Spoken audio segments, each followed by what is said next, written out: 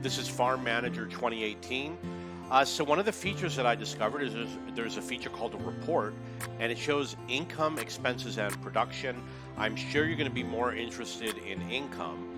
You can look here and see that I make a lot of money with tomato juice, and of course apple juice, frozen strawberries. Um, the list goes on. I couldn't sort it. But we're going to start from the top. You see I've got foliages. This is food that is being sold. You can see that strawberries are selling for a lot. This must be the quantity in the last year. So that means I'm not processing them into frozen foods. I'm going to have to build a factory to do that. And then we've got things like honey. Actually, that's pretty good considering I've only got 2 of the beehives. Tomato juice is doing well. I really would have thought that apple juice was doing better because I got so many apples. But the problem is I was selling my apples, not producing them fast enough. It's something that I need to work on. Okay, so here's the big answer. The frozen products seem to bring in a lot more profit than the non-frozen, but I don't know if there's a conversion rate. Let's check. The wind farm, it cost $48,000 and I made $38 last year. Oh, and see here it says forest maintenance. It made some money. So someone said that you make money when you plant a tree. That's something I need to look into. So we have frozen foods, and it says that you take in 100 and you produce 112, an additional 25. So it would seem as though frozen foods are high profit items. So I'm going to build, with my amazing amount of cash, frozen food items. It's going to be done in the near future. The next time I go through a growing season, I'm going to do it. So that's a little bit of a summary about the cash.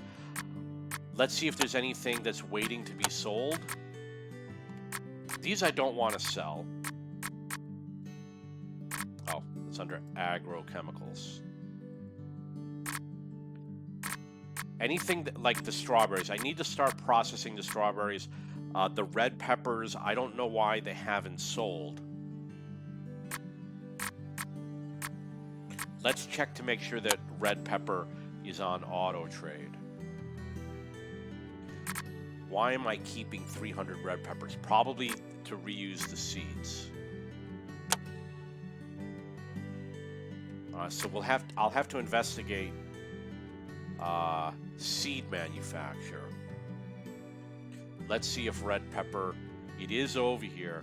Okay, so you see how it says take above? You're going to put a number here for seeds. Right now I'm not keeping any seeds.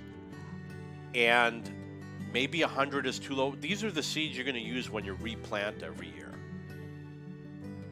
And I don't really know how many you need every year. So it's got to be a certain number. Let's say 250 or 300 or something like that.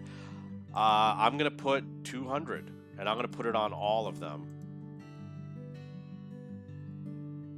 And then we'll get back to, you know what?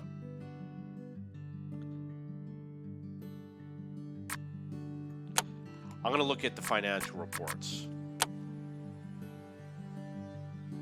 I spent money with upgrading a lot of employees. I hired a lot of employees, fired and hired a lot of employees, spent some cash on that. So this is very interesting. Let's check expenses. Employee salaries are really up there. Costs of maintaining isn't that bad. So all the buildings that you buy really don't drain you a lot of money. Tomato seedling is too expensive. I got to do something about tomato seedlings and the red pepper plant. So I'm going to have to keep seeds.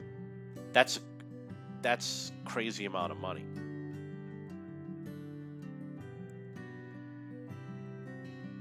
And then what do we got for production? This is what I am actually producing. Okay, so that is a very interesting statistic or set of statistics. Let's see if there's anything else.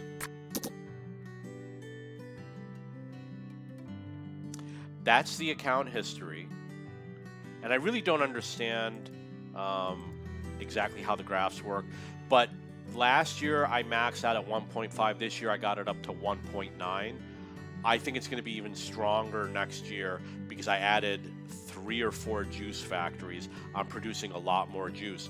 All of this, a lot of this was just sold, but now we're going to be selling it for decent profit. Okay, so that's the reporting system. If you have any questions or comments, please post below.